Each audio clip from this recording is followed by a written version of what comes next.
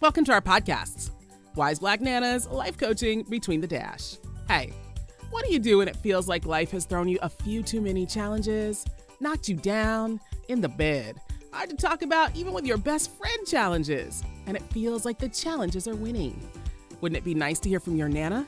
Or a stand-in Wise Black Nana? Well, they are Wise Black Nanas, Charlotte Walker, PhD, and Joanne Early, MS, two mature women with over 70 plus years of combined coaching and mentoring, professional human resources, and business experience.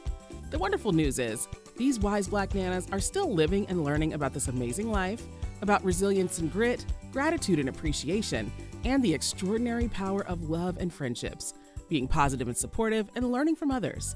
Welcome to Wise Black Nanas. Let's listen in. Welcome to our podcast. I'm Joanne Early, one half of Wise Black Nanas. And in this podcast, we talk about our views, we share experience of life issues that we have lived and that we're presently living. Gosh, this rich and exciting life is so full of surprises, full of twists and turns, challenging seasons and situations, and a lot of which we've talked about. And you know what? We're going to continue to talk about them.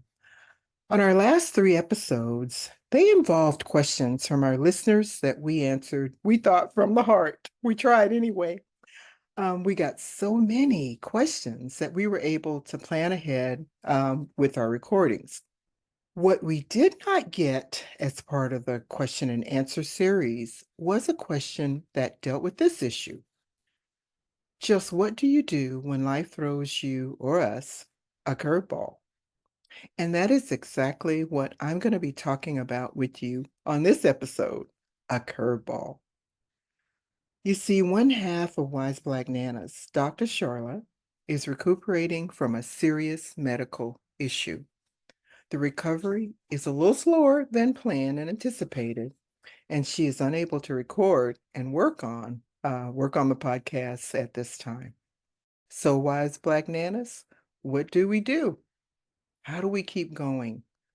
What is a way to move forward and yet, create a strategy or something that provides our listening audience and us the same authenticity to our programming, where we share ourselves, both of us, with our listeners while providing learning opportunities and keeping with our why for even doing a podcast. So in our prior episodes, Wise Black Nanas have talked about several situations where, things just did not work out as planned when we had a plan and we didn't always have one. A twist or a turn that changed our life's direction. We certainly did not realize at that time what was happening. And we probably, in fact, I know we didn't use much and many of the resources as we have available to us today. So we see this Wise Black Nana curveball as an opportunity to share some key information, talk about some strategy that lets us, our listening audience, and us practice and learn together. And it does include a strategy as we live through this curveball season. So, as I've said, I think earlier, life is just filled with wonderful and exciting highs, experiences, and opportunities. Nobody's immune to or from tough times. I guess it's from tough times in life. The lows, the unexpected seasons of uncertainty, something we did not count on happening. We may not always be able to control what happens to us. In fact, lots of times we can't control what happens to us, but we really embrace that we can control how we react to it, what we do, and how we respond to the situation. It is just so easy to jump to assumptions, reach conclusions, wring our hands, get mad, or just have a meltdown and let the situation control us. When we do those things, we're basically staying stuck. in something that's called inaction mode. We're not doing anything, we're just kind of living and replaying this over and over again. Now, I know what you might be thinking and saying. It depends on the situation. Yeah, I absolutely agree with you. I don't think that many times, though, our first inclination, oh, let me rephrase that. I think, though, that many times our first inclination, regardless to whether it is or regardless to what the situation is, it can be large or small, is to panic. Sometimes we take to our bed, we cut off contact with our friends, we don't tell anybody, we might even get mad and lash out. We drown ourselves in alcohol or consume other substances. We do a lot of heaping of guilt on ourselves, especially if it's a choice that we made or a decision that we were totally responsible for making for ourselves. Gosh, we keep asking ourselves, why me? Why you? Why has this happened to me? Am I the only person in the whole world that this has happened to? Because sometimes you really do feel that way. Just when things are going good, why? And as my little great granddaughter, Mahalia, says, blah, blah, blah. So our inner talk is just going crazy. We're hearing to ourselves, and we probably know within ourselves that we got to take control. You got to get it together, girl. Because you got this. We hear that over and over again. And while we might hear it, we might think, God, how do you start that? What the heck does that mean? Well, again, you get back to when your best laid plans encounter a curveball, or you might just get kicked to the curb with a B. I mean, something happens that you did not and could not anticipate, or there are things that um, you could not and cannot plan for, like major weather events, tornado, hurricanes, things that you just have absolutely no control over. What about COVID-19? There is no way that we could have planned or ever foreseen anything of that magnitude and the impacts that it's had on our lives following the pandemic. But we have to remember sometimes that all obstacles are not necessarily curveballs. Sometimes it's just plain old life events. Let me share a story with you that happened not too long ago. I moved to Central Florida and thought that I had done, in fact, I know I had done impeccable planning. I had thought of every situation that could possibly come up. I had all my lists, and then I had two or three options or two or three things, backup plans to that list. So I was ready. Looking back, though, I did not factor in how much I would miss my lifelong friends or just the familiar pattern I would miss from going to work and the friendships and the relationships that you develop at work. Some of my most long term, endearing, and lasting friendships were made through work connections. I took a job in Florida, probably when I wasn't even really ready to go to work or go back to work.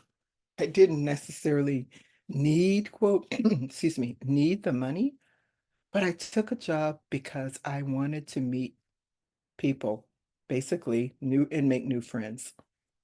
So, I went through the process and all that, but I went to the interview, second interview, and something was off. Something was off. Couldn't put my finger on it. But my something was telling me, I don't know about this. And guess what? I got the job. I don't even remember trying that hard to get it, but I did. I got the job. It was a disaster for me and probably a disaster for my employer too.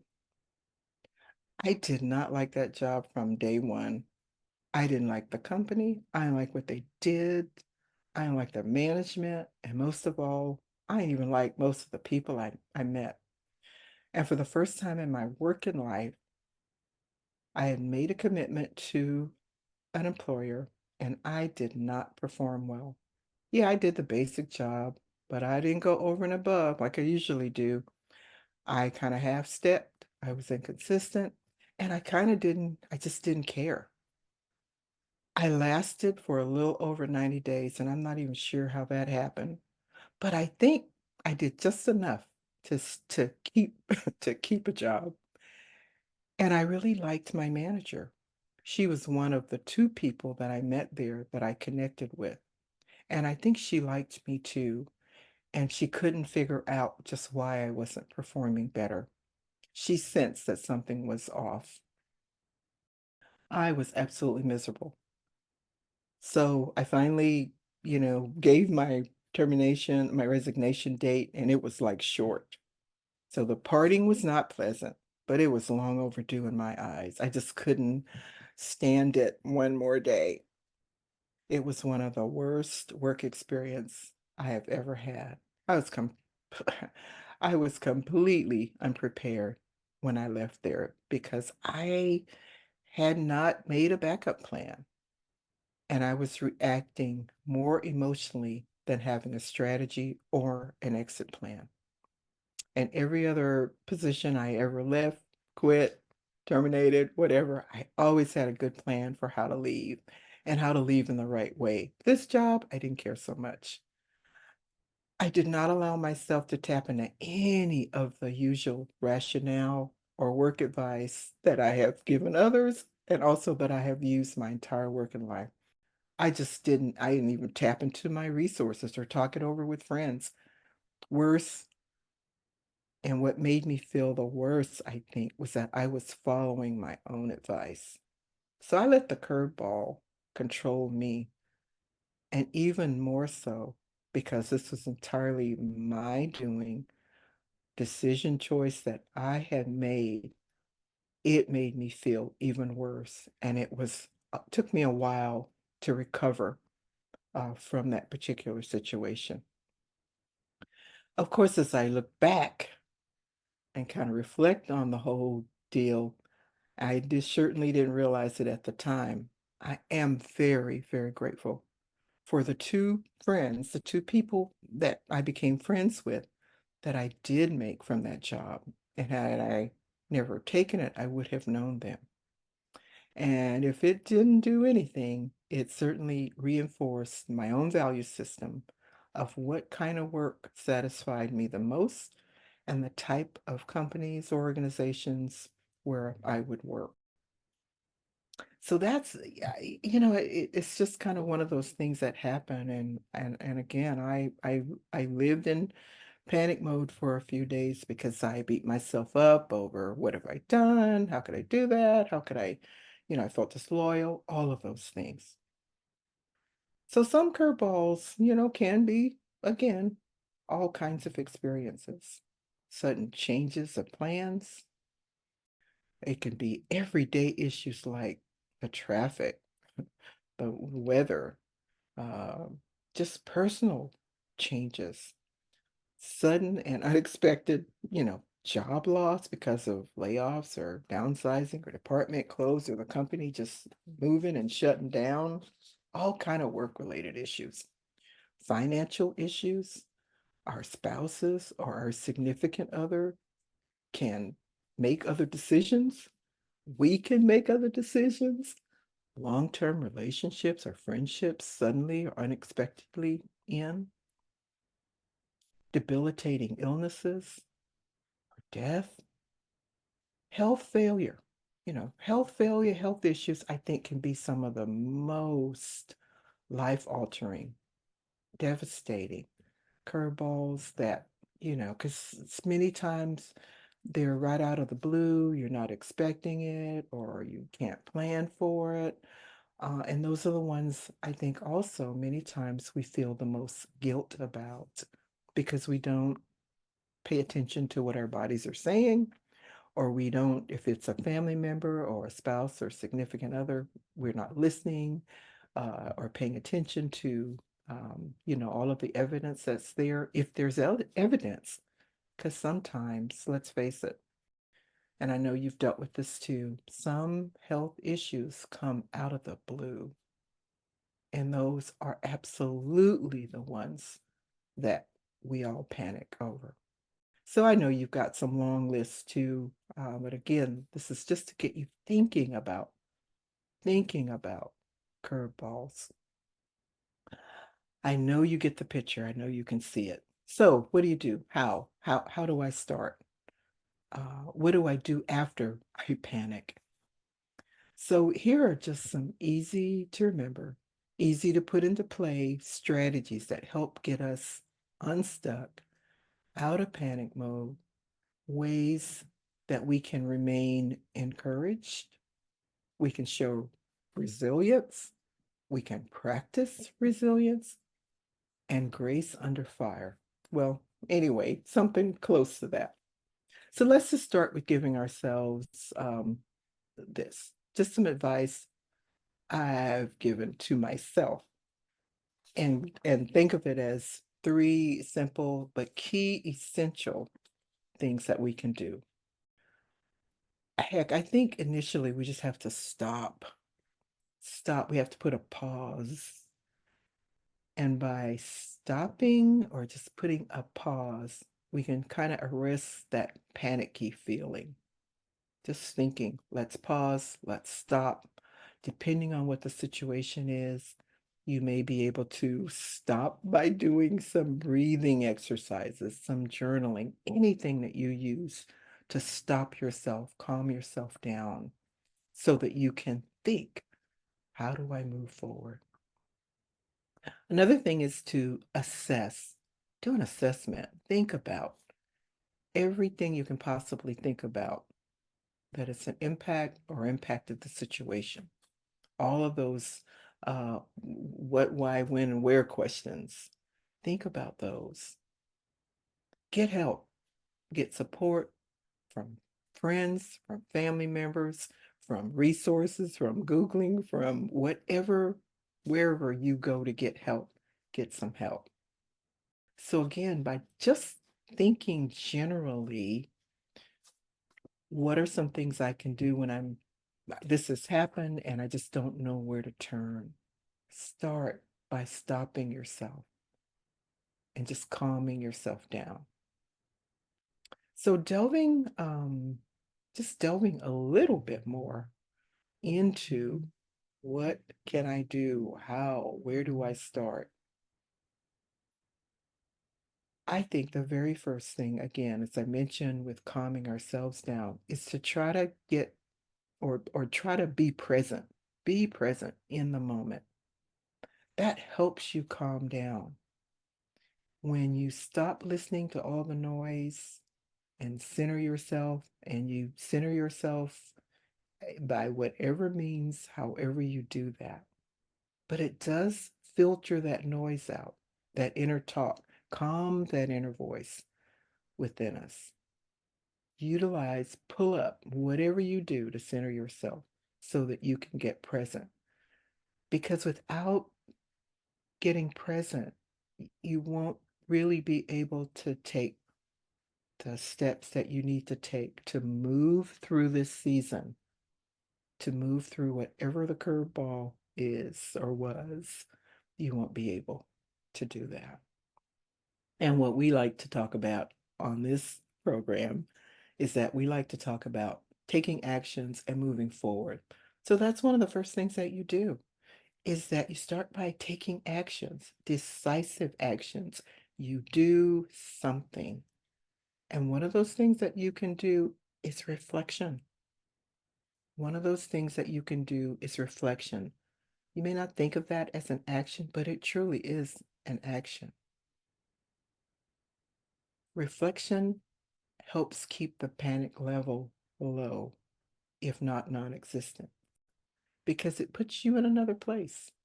It puts you in a place of thinking about what happened,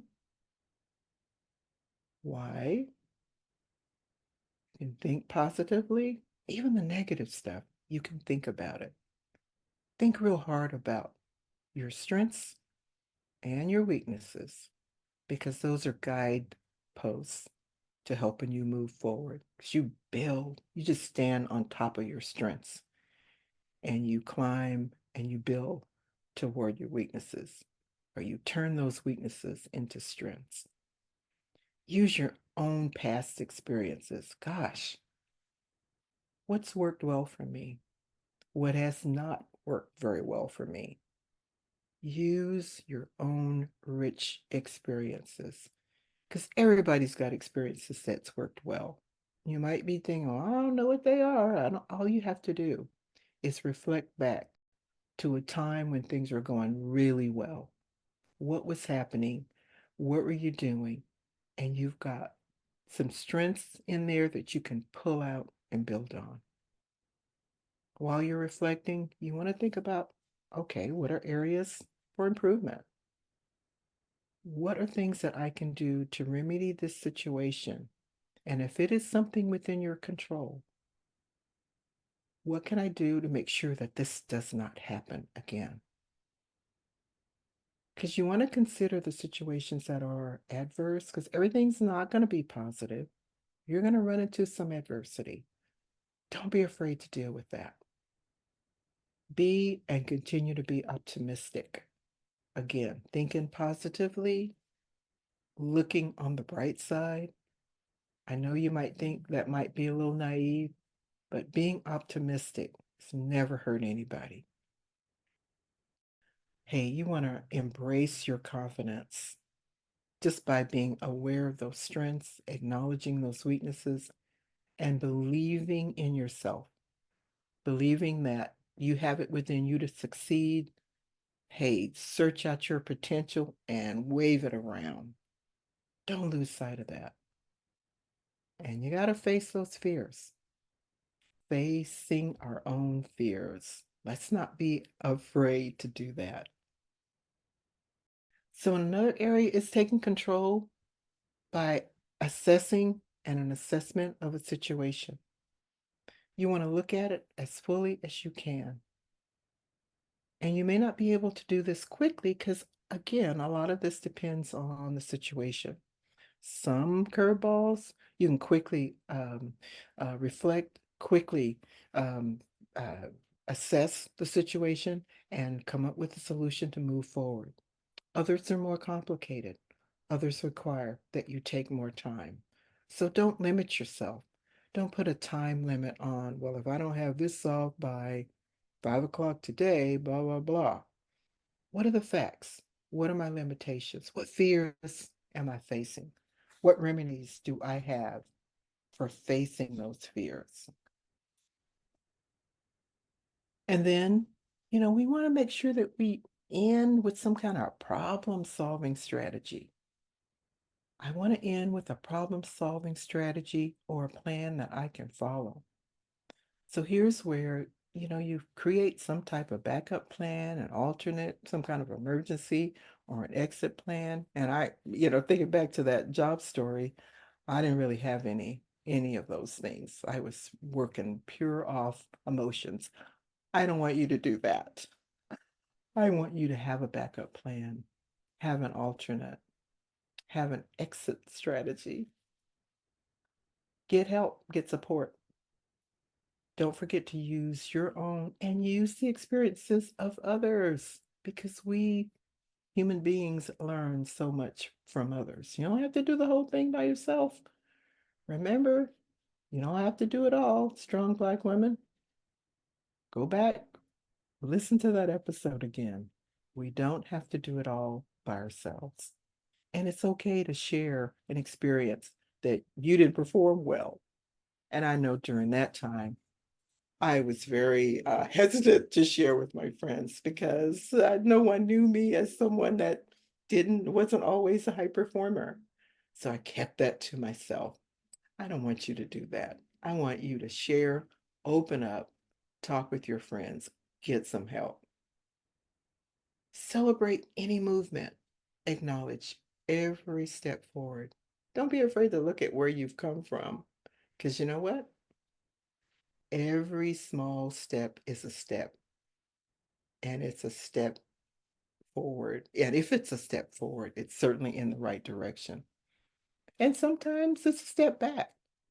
But what do? You assess, okay, this feels like a step back. What happened? And how can I turn that around?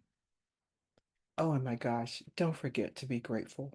Be grateful for all the things that you do have. Everything that works right, everything that is working, for the support you have, the friends you have, the car you have, the house or apartment where you live. Be thankful and grateful for those things. You're doing even half of what I've talked about. Ultimately, you're solving the problem or the issue. And you're also building resistance, because you build resistance by doing one thing, it works. One thing, it works. You might have a step back, but you start building again. You are in control of all that you can control. And you're embracing and accepting change as an opportunity to turn life's twists and turns, life's uncertainty, from those curveballs to opportunity. And you're going to look up and realize that you're doing it with resilience. You're doing it calmly. You're not panicking. And you're doing it with a positive focus and with a positive drive. So that's what Wise Black Nanas is doing. I hope we can do it together. So, on behalf of Dr. Charla and myself, that's our episode 11. We know this podcast is not for everybody, and it is for a lot of somebodies. So, we hope you've gained even one insight or heard something that inspires you to learn more, to do something, in other words, to take some action. As we have been doing in our programs, we always leave you with a little quote or a saying or a comment that we call a Nanaism. So, our Nanaism for this episode is a quote from Dr. Martin Luther King Jr. If you can't fly, then run. If you can't run, then walk. If you can't walk, then crawl. But whatever you do, you have to keep moving forward. So thank you and take care. Please keep listening and subscribe to our podcast. And please do leave a comment on our Facebook. Thank you and take care. Thank you for tuning into our podcast, Wise Black Nanas. New programs of Wise Black Nanas are on the 1st and 15th of each month. Listen in as you learn more about Wise Black Nanas, Dr. Charla Walker and Joanne Early. They are everyday nanas. They are not famous, not celebrities or rich, well, rich in life and its experiences. We want you to come back. Tell your friends. So, look for Wise Black Nanas podcast wherever you find your favorite podcasts. Learn more about them and the coaching services they offer at www.wiseblacknanas.com.